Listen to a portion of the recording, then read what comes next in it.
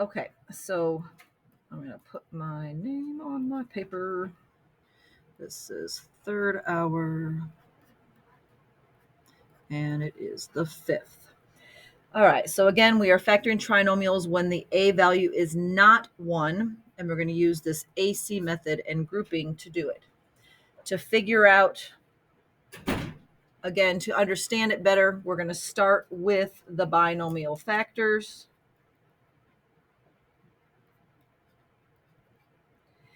And take those binomial factors and multiply them out. So multiplying is not necessarily going to be on your assignment. This isn't the skill that we're working towards, but it does help us understand the factoring.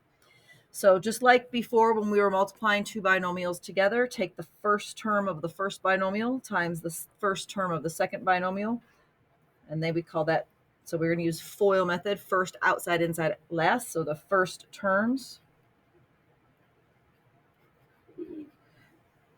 3n times 2n equals 6n squared. Then take the outside terms and multiply them together. So the outside terms are the 3n and the 7. So basically what we have just done is we're distributing the 3n to both terms.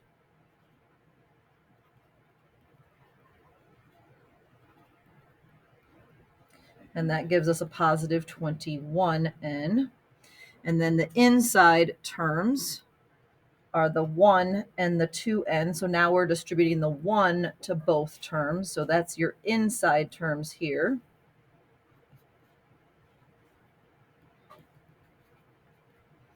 So 1 times 2n is positive 2n. And then your last terms, so the 1 and the 7 are the last terms.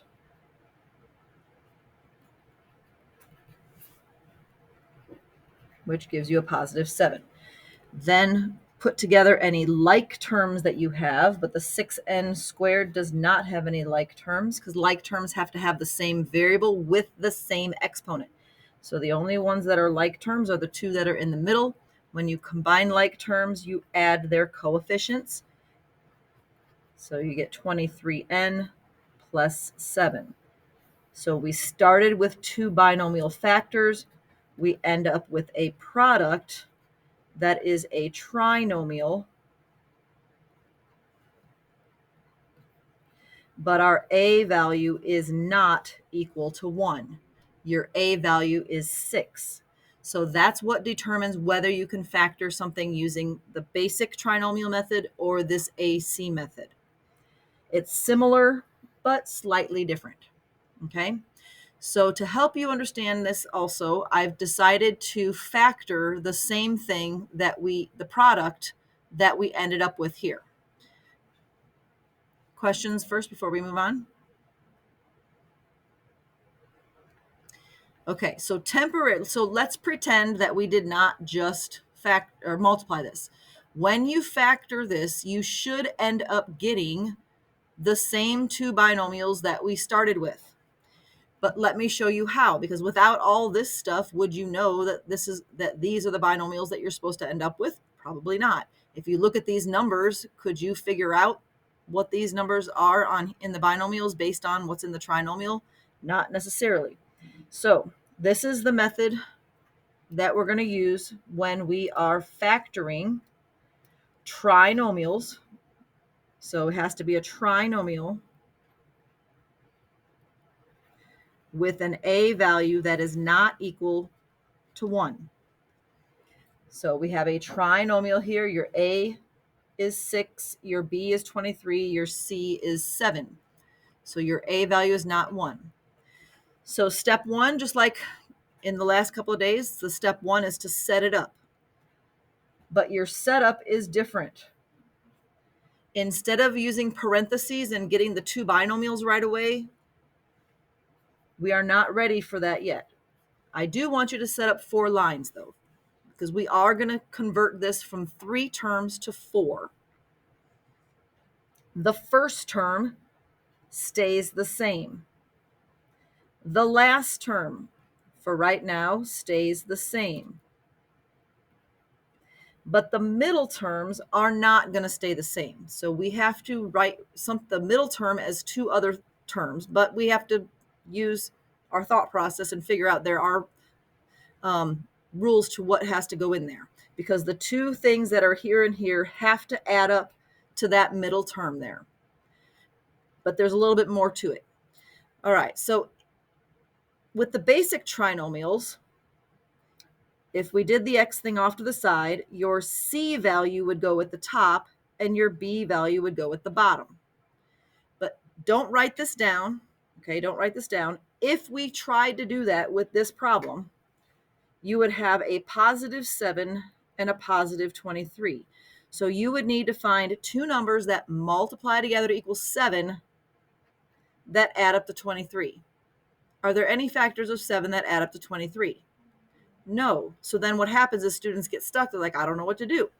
Well, that's because you have an a value that's not 1. So instead of just using c, you have to use a times c. So that a value has to be multiplied with the c value in order for the question to actually work. So the a is 6. The c is 7. So when you multiply 6 and 7 together, you get 42. And they're both positive. So it's a positive 42 and a positive 23. Now we ask the question, what two numbers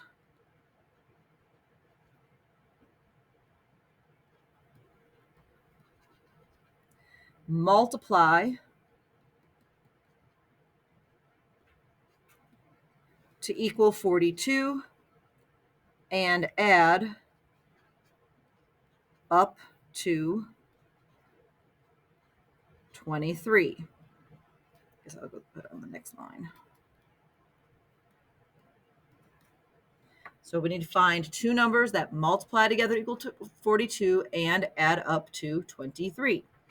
So can anyone think of those two numbers?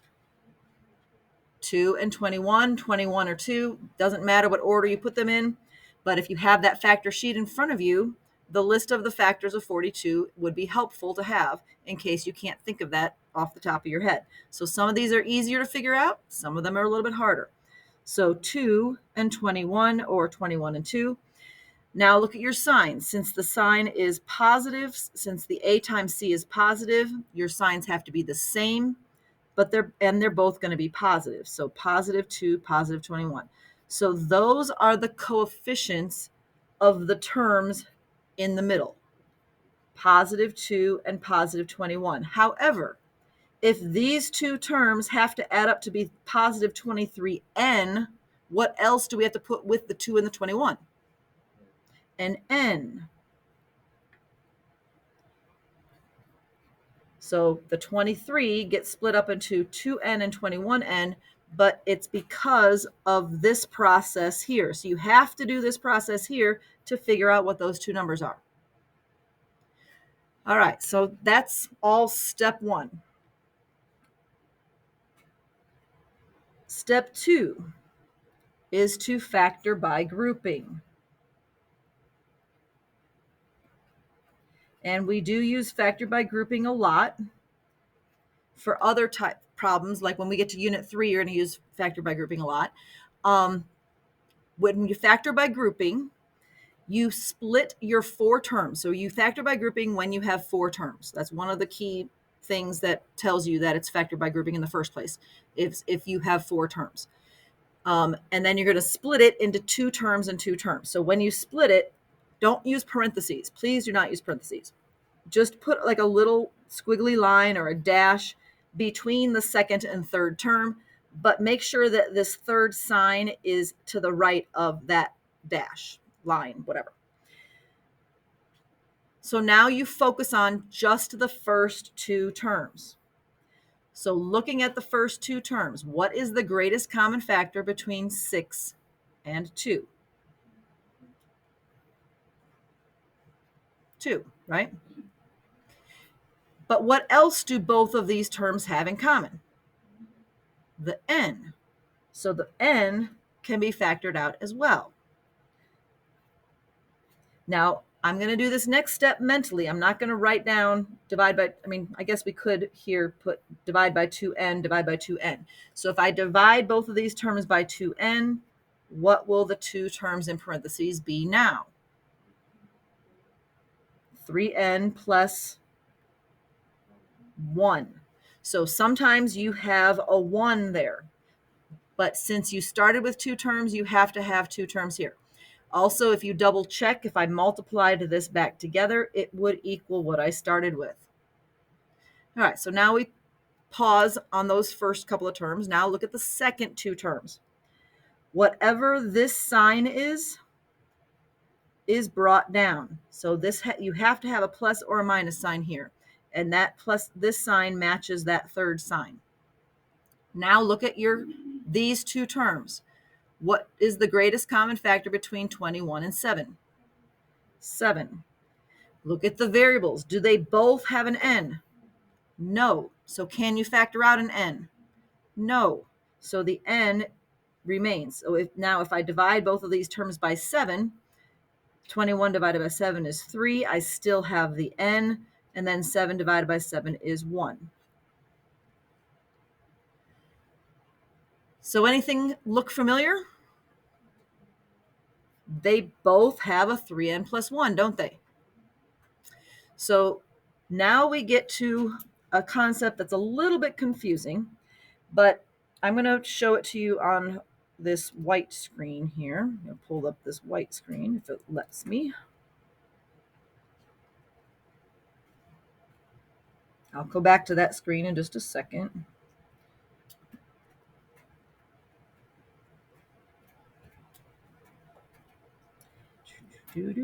Come on. Open up.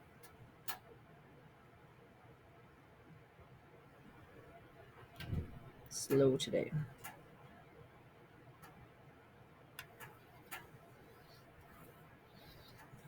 Let me get some space.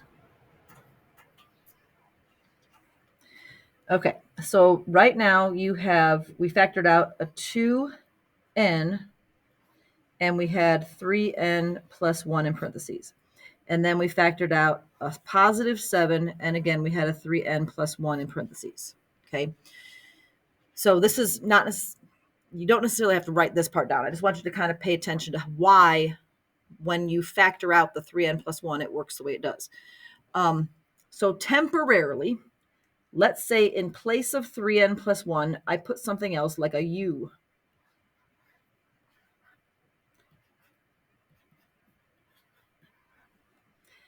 All right, so now if you look at this as one term and this is another term, what do they both have in common? The u, right? So if they have a u in common, we would factor it out, right? And then when we factor out that u and put it on the outside and then divide both of those terms by u, what's left is the 2n plus 7. But it really isn't a u, it's a 3n plus 1.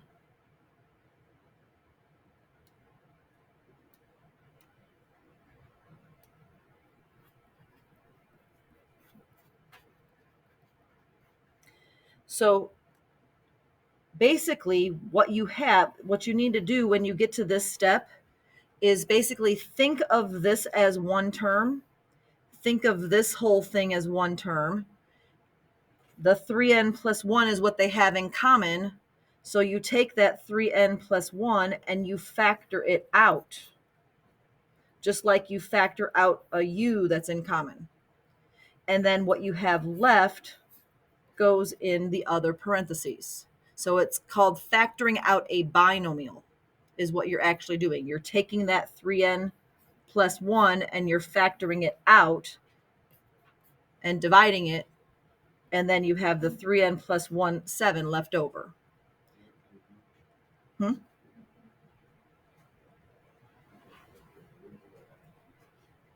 you need me to explain that again? No? Anyone need me to explain that again? All right, so now I'm going to go back to the worksheet here. So once again, if you think of this as one term, think of this as one term. They both have the 3n plus 1 in common. So you factor it out, which means you're dividing it from both of those groups, so to speak. And then you have 2n plus 7 left over. Are these the same binomial factors that we had started with in the last problem?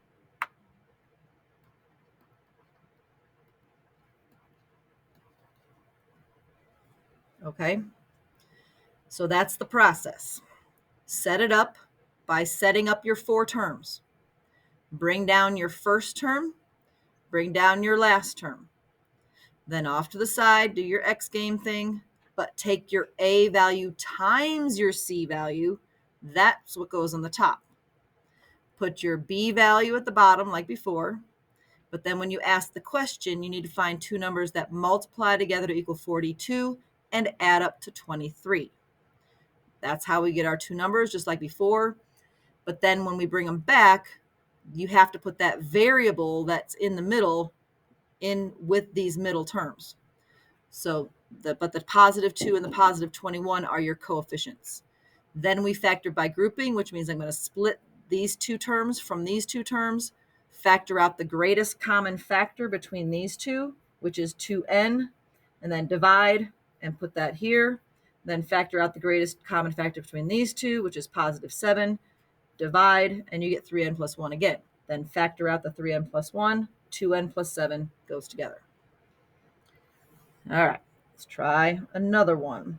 We're going to multiply first and then factor. So go ahead and try to do part C by yourself, multiplying those 2 binomials together. You shouldn't need any more help with that.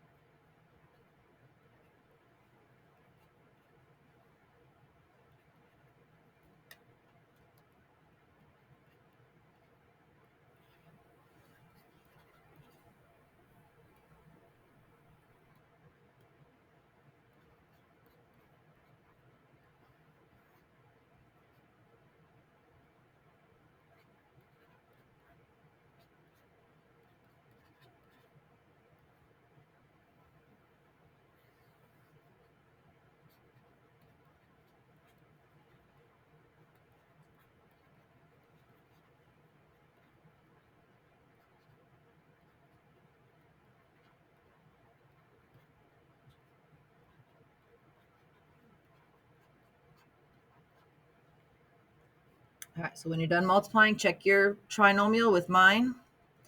Make sure that you've multiplied it correctly together. It should equal this example D.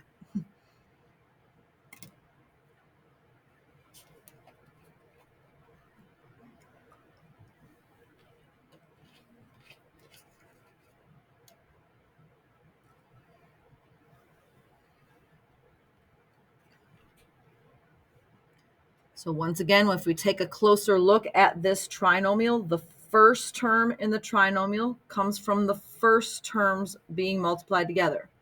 The last term in the trinomial comes from the last terms being multiplied together. The inside terms come from your outside and inside. So your outside terms gave you the negative 24x. The inside terms give you negative 5x. Combined gives you negative 29x. Look at your signs. The 30 is positive, which means the binomial signs have to be the same. So when we go to factor, when that C value is positive, your signs still need to be the same. However, they're both negative this time. So when we factor things where you have a minus and a plus, just like before, this plus sign tells you that the signs have to be the same. This minus tells you that they both are negative when you are factoring. Okay? All right, so pretend that we didn't see this over here, this process. So these are the binomials that we should end up with when we factor. Well, let's pretend we didn't see that, and we're going to say this is what you started with. How do we get to those two binomials? So once again, start with your setup.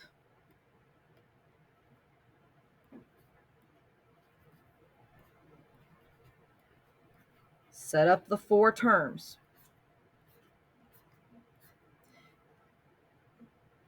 The first term and last term stay the same. So the 4x squared comes down, and the plus 30. These two terms have to add up to this negative 29x in the middle. But we already know a couple things about those two terms. They have to have the same sign, and they're both going to be negative. So we could put our minus signs in there. We also know that they have to be x terms, because when you add an x term with another x term, you get an x term. We just now need to figure out what the numbers are that go there. And to do that, we have to multiply your A value times your C value when we're doing this little box thing over here. So A times C, 4 times 30, and they're both positive, will be positive 120. They still have to add up to that B value in the middle of negative 29. So 120 is not on your factor sheet. It's a little bit bigger. But we still can use the same process that we did on the factor sheet to find two numbers that multiply together equal 120, but add up to a negative 29. So if we are not sure what the numbers are, and we can't guess and check and get it right away, then make a list. So start with 1 and 120. Then go to 2. 2 goes into 120 60 times. Go to 3. 120 divided by 3 is 40. Then go 4. 120 divided by 4 is 30. Then go to 5. 120 divided by 5 is 24. Thanks. All right, and so let's go back. We've done a few here. What are we trying to get? 29. Have we found our two numbers yet?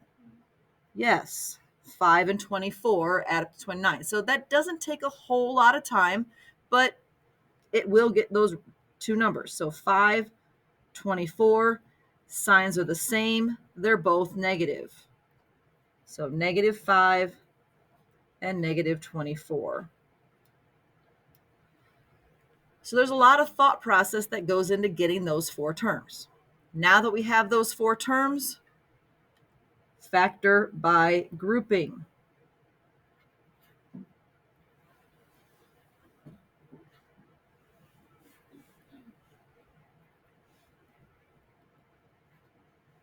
So I'm going to cut this down the middle, but keep the negative 24 to the right. So that sign should be to the right of my line. All right, so looking at these first two terms, is there a greatest common factor between 4 and 5 other than 1? So sometimes you have to factor out a 1, but I mean, if you want to put a 1, you can. But what else do they both have in common? the x. So they both have an x, so you can factor out an x. So if I divide both of these by 1x, what's going to be left in parentheses? 4 divided by 1 is still 4. X squared divided by x is x. Negative 5 divided by 1 is still negative 5. X divided by x reduces. So there will be no x there. Also, if I multiplied this back together, it would equal what I started with. All right, these two, if this third sign is negative or a minus, you're going to factor out a negative or a minus from those two terms. What's the greatest common factor between 24 and 30? 6. So negative 6 is what you're going to divide both of these terms by. So if I divide a negative 24x by a negative 6, I get a positive 4x. If I divide the positive 30 divided by negative 6, I get negative 5. Did I get the same thing? Yes. If you don't get the same binomial in both parts, that means you either made a mistake or it can't be factored by grouping, which is also possible. All right, now think of this as one term. Think of this as one term. They both have a 4x minus 5 in common. So factor the 4x minus 5 out. So that gets divided out basically. And then the 1x minus 6, you don't have to put the 1 in front. It would just basically be x minus 6. So these are your binomial factors. Just 1 second. All right, so that is where we're going to end today. We'll finish these notes tomorrow. There is an assignment, a new assignment on Math Excel if you want to get started.